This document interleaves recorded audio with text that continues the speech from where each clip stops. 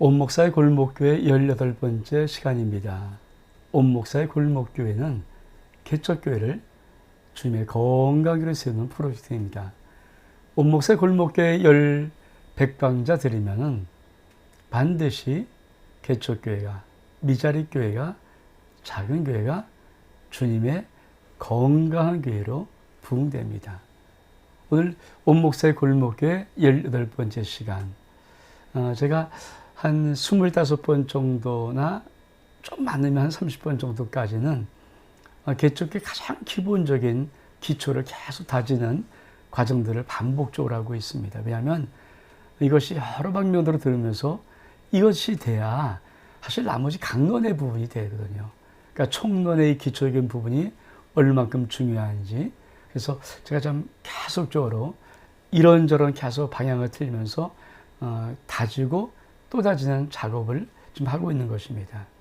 우리 목사님들이 그냥 순수한 마음으로 그저 이렇게 하나씩 하나씩 들으면서 자꾸만 마음속에 영속에 이게 새겨넣기 시작하면은 아마 25가지 강좌나 뭐 혹시 좀 더 많으면 한 30 정도까지 이 기초 다지기 할 때 우리 목사님의 영적인 그 기초의 토대가 확실히 다져지고 그 토대 위에다가 강론, 즉 개척교회를 부흥하는 교회로 세우는 것이거든요. 그래서 목사님들이 이런 부분을 잘 알고 한번 하나씩 한번 좀 따라와 줬으면 하는 바람이 저에게는 있습니다. 오늘 18번째 시간 함께 나누고 싶은 것은 개척교회 목회학교 2번째 시간으로 개척교회 아주 중요한 몇 가지 것이 또 있습니다. 이것을 좀 알아야 사실 개척교회가 30명에서 50명을 돌파하는 어떤 핵심적인 원리들이거든요. 우리 목사님의 교회가 한 출석, 저는 이제 재적을 따지지 않습니다. 그러니까 출석하는 청장년 성도의 수가 30에서 50명을 돌파하려면 이 원리의 토대를 좀 잘 구축하고 가져가야 됩니다. 그래서 그런 것들을 함께 나누기를 원합니다. 자, 첫 번째 보는 것은 정말 개척교회는 분명한 것이 있습니다. 중심 보시는 하나님. 뭐 워낙 유명한 말씀 아닙니까? 사무엘상 16장 7절의 말씀이죠. 사람은 외모를 보지만 나 여호와는 중심 보신다. 저는 이것을 계속적으로 우리 목사님들이 하여튼 영 속에 새겨야 된다고 확신합니다. 결국은 목회 승부는 제일 중요한 것이 이거라고 생각합니다. 뭐 대형교회든 무슨 교회든 목회 승부는 결국 끝까지 이승하는 것입니다. 그렇죠. 중심. 아무리 대형교회인들 뭐 몇천 명, 몇만 명 모인들 이 중심이 하나님 앞에 바르지 못하다면 버림받은 것이고 그냥 인간이 세운 기억 같은 것입니다. 그래서 이것을 놓치면 안 되거든요. 그래서 계속적으로. 그래서 목사님들이 적어도 개척교회를 시작하고 30명, 50명까지 부흥되려고 할 때 가장 중요한 것이 무엇일까? 하나님은 내 중심을 끝까지 보신다. 또 나는, 목사님은 나의 중심을 끝까지 하나님과 승부하리라. 이 기본 마음이 전제되어 있어야 합니다. 이게 좀 안 되면요. 조금 잘 되면 교만하고요. 조금 못 되면 낙심합니다.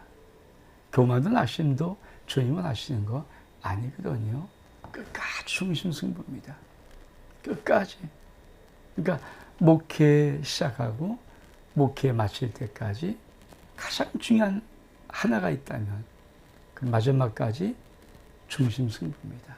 오직 예수, 오직 하나님의 은혜, 오직 하나님의 영광, 오직 복음, 이런 중심의 승부를 걸고 하나님 앞에 달려가야 됩니다. 정말 하나님이 마지막 때 다시 한 개척교회를 통해서 영광 받으시려고 할 때 아버지의 기준이 뭘까요? 하나님은 외모, 조건, 실력, 학력, 능력 어떤 것 상황 보지 않습니다. 그런 것으로 부흥됐다 하나님 별로 기뻐하지 않으실 것입니다. 하나님은 지금도 많은 개척교회들에게 아버지 승부에 가고 싶으면 넌 나만 가지고 나로 인하여서 나를 위해서 교회를 부흥시켜라. 그렇습니다. 목회 승부 중심입니다. 또 한번 볼까요? 또 어떤 것이 있는가? 부르심의 목회입니다. 부르심의 목회. 개척교회는 끝까지 부르심의 한 방향으로 달려가는 것입니다. 개척교회를 시작할 때나 3년 뒤, 5년 뒤 정체되고 침체되고 막 그냥 이렇쿵 저렇쿵 안 되는 답답한 소리들이 많이 들릴지라도 부르심의 목회를 하는 겁니다. 주님은 나를 주의 종으로 부르시고 주의 몸된 영광스러운 교회를 나에게 맡겨주었습니다. 그러면 죽으나 사나 이 부르심에서 이탈되면 안 됩니다. 개척교회라는 목사님이 처음부터 부르심의 목회를 안 하는 사람은 어디 있겠습니까?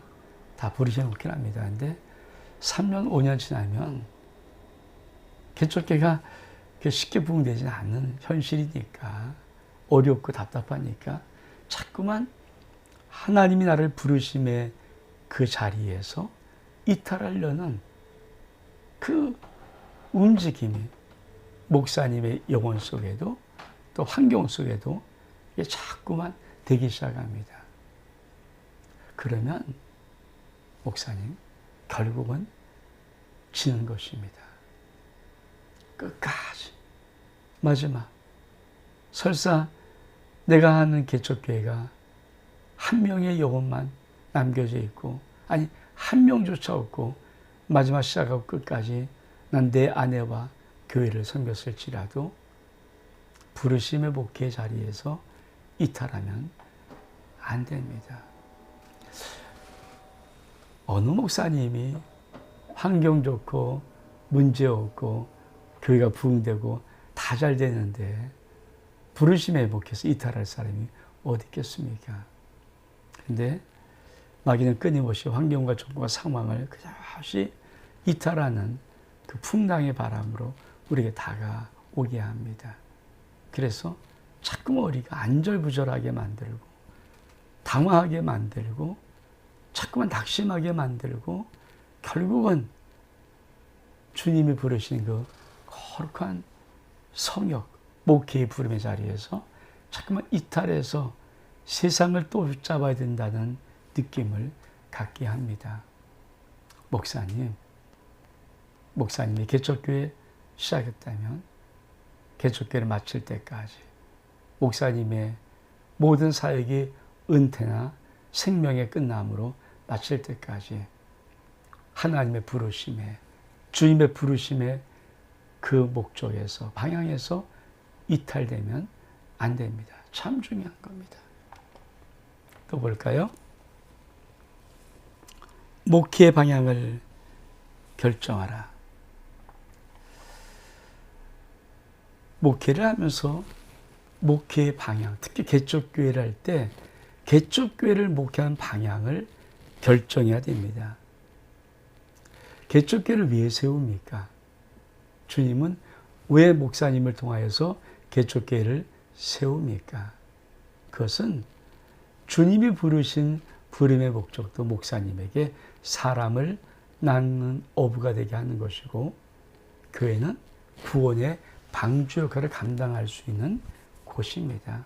다시 말하면 교회를 왜 세우는가? 영혼을 구원하고 그 영혼을 말씀으로 잘 양육하고 훈련시켜서 하나님의 거룩한 위대한 자녀, 용사로 세워져나가고 한 나라를 확장하는 것이거든요. 이 목회 방향, 이것이 목사님에게 꾸준하게 있어야 됩니다. 그래서 모든 초점이 여기에 맞춰져야 됩니다. 그리고 이 개척교회 목회 방향 속에는 반드시 주님이 공생의 사역을 할 때 했던 이 세 가지의 방향과 목사님의 목회 방향이 늘 일치하는가를, 이 삼박자가 맞는가를 점검해 봐야 됩니다. 주님은 이 땅에 공생에 살아가실 때 가르치시고 복음을 전파하시고 치유하였습니다. 이게 주님의 공생의 3대 사역 아닙니까? 근데 목사님은 목회를 시작하면서부터 이 세 가지 방향이 정확하게 주님 방향과 맞아야 됩니다. 목사님이 정말 교회에서 주님의 나라를, 하나님의 나라의 법을, 하나님 나라의 원리들을, 하나님 나라의 삶의 기준들을 가르치십니까? 잘 가르쳐야 됩니다. 말씀을 잘 가르치는 이 방향으로 끊임없이. 또 한 가지는 복음이 전파되고 있습니까? 선포하고 있습니까? 전파, 천국 복음을 전파하는 이 방향으로 쫙 가야 됩니다. 근데 첫 번째, 두 번째는 사실은 말씀으로 하는 것이니까 쉬운데, 세 번째를 자꾸만 구별해서 하는 분들이 있습니다. 치유, 이 성령의 치유의 사역, 성령의 치유의 은사, 성령의 나타나심, 이거 같이 가야 됩니다. 저는 마태, 마가, 누가, 요한복음에서 예수님께서 공생에 사역하실 때 이 세 가지가 같이 가였습니다. 즉 우리들은 개척교회를 끝까지 목회를 할 때 우리가 이 목회 사역 속에 이 세 가지가 항상 동일하게 공존하고 있어야 합니다. 근데 자꾸만 현실의 개척교회를 보면 이분적입니다. 어떤 분은 불로 은산 뜨겁고 막 뭔가 하는데 이 말씀의 가르침과 복음의 전파에 대한 부분이 약하신 부분이 있고, 또 어떤 분은 참 가르침에 탁월합니다. 근데 복음 전도와 또 치유 쪽에 약하신 부분이 있고, 어떤 부분은 아주 말씀과 뭐 이런 가르침과 본역 강한데 아주 그 하나님의 기적의 사역, 능력의 사역, 치유의 사역을 완전히 도외시하는 그런 부분, 즉 이성적인 목회를 하는 분도 있습니다. 근데 개척교회는 이 세 가지가 동시에 같이 가야 됩니다. 같이 가는 것입니다. 그래서 목사님이 꾸준히 이 세 가지가 내 목회 속에 날마다 공존되고 있는가, 이것을 체크하고 이 세 가지 방향이 함께 가야 하는 것입니다. 자, 또 말씀 볼까요? 목회 시작. 자, 그러면 목회 시작하면서부터 목회를 어떻게 할 것인가? 주님 말씀하시면 예, 즉시 순종하겠다고 결정하는 것. 목회를 시작하면서 많은 목사님들이 인간적인 프로그램이나 인간적인 여러 가지 많은 철학들, 어떤 가치관들을 잘 정립하고 또 여러 가지 것을 잘 세우고 뭐 이렇게 나갑니다. 그런데 목회는 정말 중요한 것이 있습니다. 그것은 바로 목회를 시작하면서부터 목사님은 끊임없이 주님의 음성을 들을 수 있는 자가 되어야 됩니다. 주님의 음성을 듣지 못하고 목사님이 세운 어떤 멋진 프로그램이나 멋진 목회 철학이나 어떤 이런 여러 가지 기술 방법 이런 것들을 가지고 해나가면요, 그거 붕어져 될 겁니다. 그러나 그 인간 조직교회입니다. 주님의 몸된 교회는요, 주님의 머리이십니다. 그래서 항상 성경이 뭐라 그럽니까? 교회의 머리가 예수님이십니다. 예수 그리스도가 교회의 머리란 말은 예수님으로부터 모든 전략과 모든 말씀과 모든 계획들이 나온다는 것입니다. 목회의 전략, 목회의 모든 계획, 목회의 모든 운행, 누가 합니까? 예수님이 합니다. 근데 그거를 목사님이 정확하게 받을 수 있어야 됩니다. 주의 음성을 들을 수 있는 놀라운 것들. 사실 이것들이 준비되지 않아서 사실 개척교회는 어려운 거거든요. 개척교회 목사님이 많이 이런저런 곳에 다니고 있는가? 자꾸만 인간적인 어떤 것, 인간적인 게 아니겠지만 그걸 배우려고 합니다. 아닙니다. 저는 그거에 천배나 더 중요한 것이 목사님이 강단에서 하나님이, 주님이 오늘도 목사님을 감동해서 하시는 주의 음성을, 주님의 교회를 세우고 싶은 하늘의 전략을, 하늘의 계획을, 하나님의 실행 역사를 목사님이 들을 수 있어야 됩니다. 그래서 참 목회 시작은 주님의 음성이 들리고 그 주의 음성을 이해 즉시로 순종하는 것으로부터 교회가 부흥된다는 사실을 꼭 알아야 합니다. 또 좀 볼까요? 자, 개척교회 부흥이 안 되는 이유. 첫 번째, 주의 음성을 듣거나 안 듣거나 못 들을 때 그렇습니다. 개척교회 부흥이 안 되는 이유는 한 가지로 말한다면 이겁니다. 그 교회 목사님이 주의 음성을 못 듣거나 또 주의 음성이 안 들릴 때입니다. 사실 목회를 하면서 정말 강단에 무릎 꿇고 기도하면요, 솔직히 말하면 하나님께서 목회를 어떻게 하라고 다 가르쳐 주십니다. 전 그걸 믿거든요. 하나님이 이렇게 하라, 저렇게 하라, 저렇게 하라, 감동을 주시고 가르쳐 주십니다. 그것이 있어야 됩니다. 그것이 있어야 목회가 되는 것이거든요. 근데 그걸 어떻게 확인하는가? 그것이 들리면 순종해 보면은 놀라운 결과들이 정확하게 나타납니다. 또 볼까요? 그렇죠. 개척교회가 부흥이 안 되는 이유입니다. 두 번째로, 듣기는 하나 즉시 순종하지 않을 때. 목사님이 주의 부름을 받고 목회할 때는 사실 주의 음성이 들리거든요. 근데 또 한 가지, 들으면서도 그 들은 것을 실행할 때 주저주저 하시는 목사님이 의외로 많습니다. 그러니까 듣기는 하는데, 들으시긴 하는데 그 듣는 주의 음성을 즉시로 순종하지 못하면 그 다음부터는 성령께서 우리에게 감동시키는 그 많은 것들을 자꾸만 제한하십니다. 스스로. 그럼 말을 해도 안 되는 거를 한번 성령이 캐치하시면요, 잘 말씀을 안 하시려고 그래요. 그래서 개척교회 부흥이 안 되는 것은 많은 목사님들이 주의 음성을 들을 것입니다.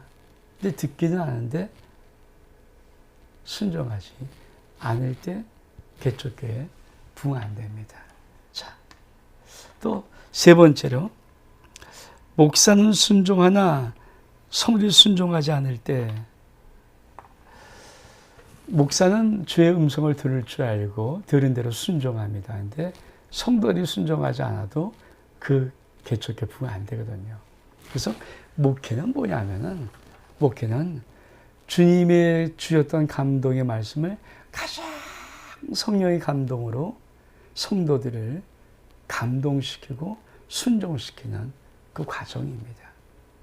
그래서 목사가 한번 던지는 말씀을 던지면 성도들이 100%는 아닐지라도 적어도 많은 분들이 이해하고 순종할 수 있는 것들, 그런 마음들이 터져 나오면요, 그 목회 할만하고 재미있거든요.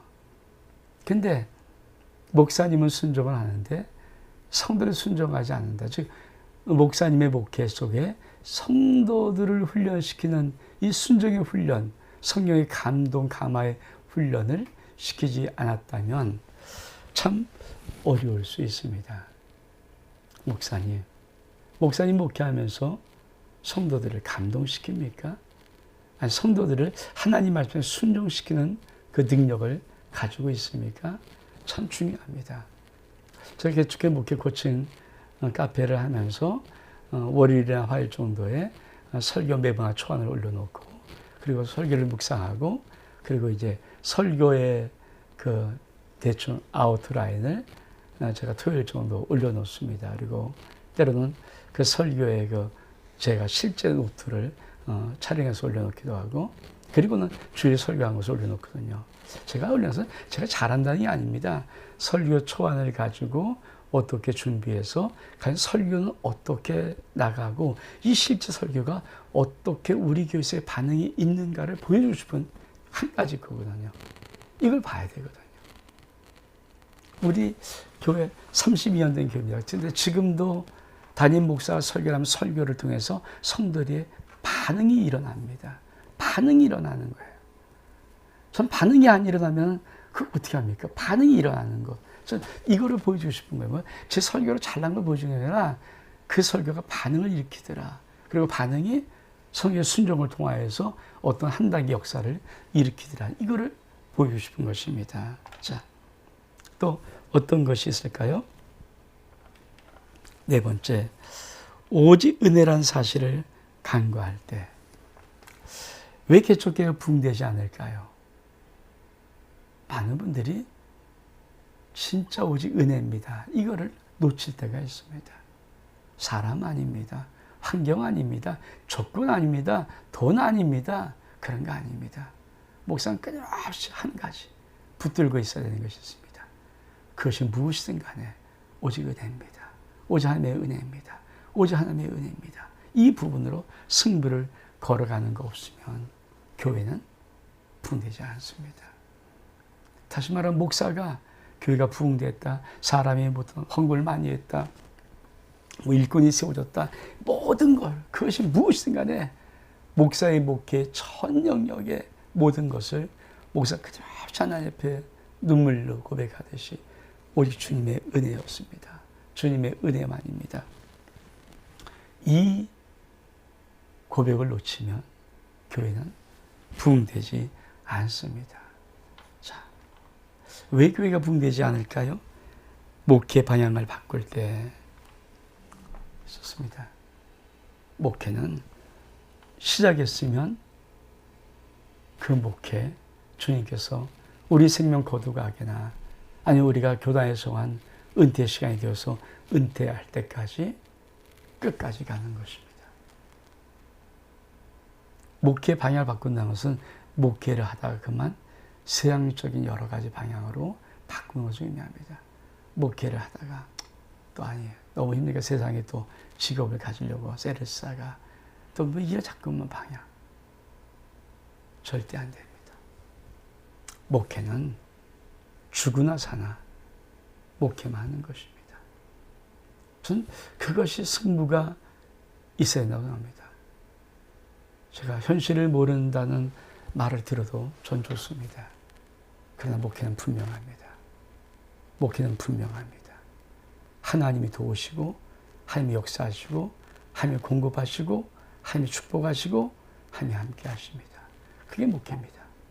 목회 방향, 세상의 환경과 조건과 물질의 어려움 때문에 틀어서 안 됩니다. 그러면 자, 개척교회가 부흥하려면 우리 어떻게 하면 될까요? 개척교회가 부흥하려면 첫 번째로 사람을 초대하라.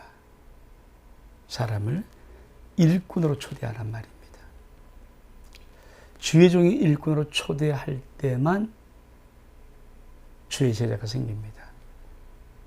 자, 예수님은 사람을 부르셨습니다. 부르신 그 자가 예수님의 제자가 되었듯이 목사님이 성도들을 성도들로 놔둘 수 있고요. 성도를 주의 일꾼으로 만들 수 있는데 그것은 어떡합니까? 목사님이 그 사람을 주의 일꾼으로 초대하는 이 초대가 있어야 일꾼이 됩니다. 두 번째로 헌신의 사람을 찾아라. 사람들이 헌신하는 사람들이 있습니다. 그냥 아무나 사람도 있지만 목사님이 그 눈을 볼 줄 알아야 됩니다. 저 사람이 헌신하는가. 그럼 헌신한 그 사람에게 하나님의 은혜를 더, 하나님의 사랑을 더, 하나님의 역사를 더 경험시키고 그 헌신자를 찾아내야 됩니다. 그래서 주님도 그렇죠. 밤이 맞도록 밤새도록 기도하시고 내려와서 12제자를 부르셨습니다. 그건 그 많은 제자들의 무리 가운데 12일을 택할 때 주님은 헌신자를 찾으신 것입니다. 또 볼까요? 교회를 헌신 공동체로 세워라.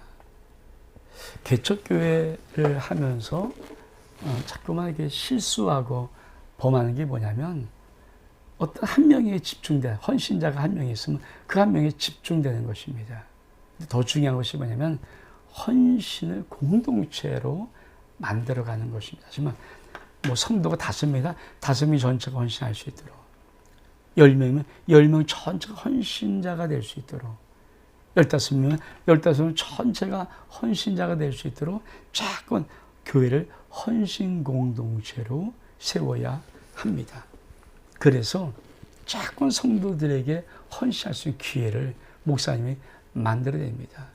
저는 가장 좋은 헌신이 선교와 구제입니다. 교회를 헌신의 공동체로 만드는 가장 중요한 것이 선교. 선교에 믿음의 사람들은 감동되게 되어 있거든요. 구제. 어려운 이웃을 돕는데 이것도 감동되게 되어 있거든요.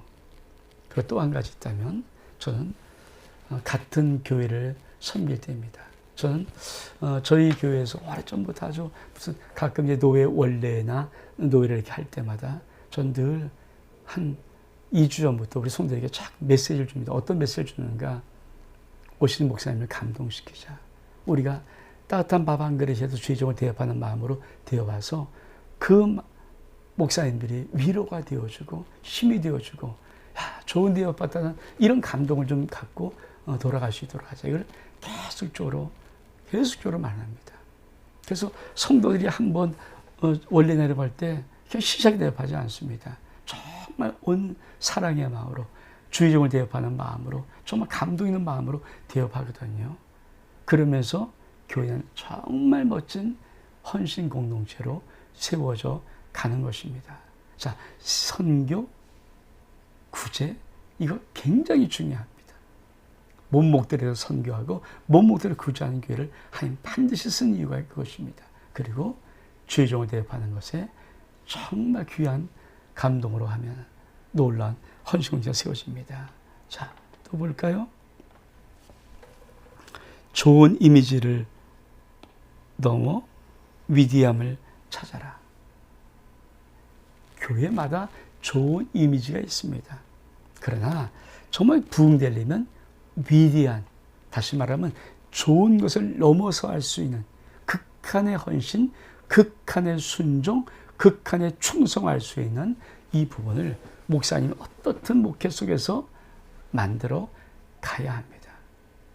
그래서 저는 위대한 단어를 참 씁니다. 위대한 헌신, 위대한 충성, 위대한 역사 이런 것들을 가지고 자꾸 성도들을 한 단계 높은 수준으로 끌어올리는데 사실 마음과 신경 씁니다. 그리고 주님과 함께한 역사를 만들어라. 교회 속에 주님의 역사가 있어야 합니다. 주님이 함께한 역사가 있을 때 그 교회는 반드시 부흥되거든요. 그러면 언제 주님이 역사가 함께하는 것을 느낄 수 있을까요? 목사의 기도입니다. 목사의 기도가 성들의 모든 삶 속에 놀란 응답으로 되어진 축복. 이거 하나님이 만드시는 거거든요. 목사의 기도가 능력 있는 게 아닙니다. 하나님이 주의 종들에게 교회를 세울 때 그 교회를 목양할 수 있도록 하기 위해서 하시는 가장 놀라운 것이 뭐냐면 목사가 기도하면 그 목사가 기도를 반드시 응답해 주신다는 것입니다. 그래서 목사의 기도, 그 다음에 목사의 치유입니다. 손 내밀어 자꾸만 안수하십시오. 설교 끝나고 내려와서 병자 있으면 가지 마라. 그러고 앉아서 그러고 안수받게 하십시오. 그래서 안수하십시오. 근데 자꾸만 손을 주의 종의 기름 부은 이 손을 자꾸만 성도에게 앉아서 성도들 속에 하나님의 역사가 움직이는 것들을 반드시 보게 해야 됩니다. 이 주님의 역사를 함께하는 것을 보여주면 교회 부흥됩니다. 또 볼까요? 개척의 성도들이 말씀의 맛을 느끼게 하라. 또 말씀 배에 모두 순종하게 하라. 일단 목사님은 설교가 주님의 은혜가 있어야 됩니다. 목사님, 설교가 주님의 은혜가 있으려면요, 말이 아닙니다. 목사님의 영에서부터 나와야 됩니다. 목사님의 심령 속에 설교가 들어가서 한번 휘어놓고 나와야 됩니다. 그래서 목사님, 설교 은혜에서 무조건 머리를 설교 초안 작성하십시오. 설교의 모든 초안을 월요일 아침에 새벽기도에 작성하십시오. 이거 못하면요, 은혜 없습니다. 한 주간 다 그 말씀 붙잡고 묵상하는 겁니다. 목사는 어쩌면 주일 설교 한 편에 승부를 거는 거죠. 개축기도 마찬가지입니다. 주일 설교 한 편에 승부를 거는 것입니다. 그것이 어쩌면 그만큼. 그래서 월요일 아침에 새벽기도에 주일 설교 초안 작성하고 한 주간 내내 묵상하고 그리고 어떻든 하나님이 주신 감동으로 절대 뭐 이런저런 뭐 세상 예와 그건 잠깐 들어가는 풍월이죠. 그거 은혜가 안 됩니다. 그 더 중요한 것이 뭡니까? 성의 마음을 후협할 수 있는 그렇죠. 그런 하나님의 은혜의 축복, 어떤 하나님의 말씀. 성에 듣기에 이건 좀 하나님이 나에게 주신 말씀이다. 이건 나에게 하신 말씀이다. 이렇게 들을 수 있는 어떤 감동의 역사가 있고 그 말씀에 순종해야 됩니다. 저는 하나님 앞에 말씀을 순종할 때 이것은 내가 하는 말이 아닙니다. 이것은 하나님의 말씀을 분명히 선포합니다. 내가 하는 말이면 순종하라 괜찮으나 이것은 여러분이 하는 말씀은 주의 음성, 주의 명령입니다. 이렇게 말을 합니다. 자신 있게. 왜? 진짜 말씀이기 때문에. 또 볼까요? 주님의 역사심을 기대하는 것. 그렇습니다. 교회 속에 주님의 함께 하신 증거가 반드시 있습니다. 이것을 목사님이 놓치면 안 됩니다. 그걸 날마다 주님 앞에 하나님의 우리 교회 역사하심, 손대심, 함께 하심, 축복하심, 은혜 베푸심, 사랑하심, 치유하심, 회복해 하심, 위로하심, 이런 역사를 주의 종은 간구하고 기도하고 승부를 걸어가야 됩니다.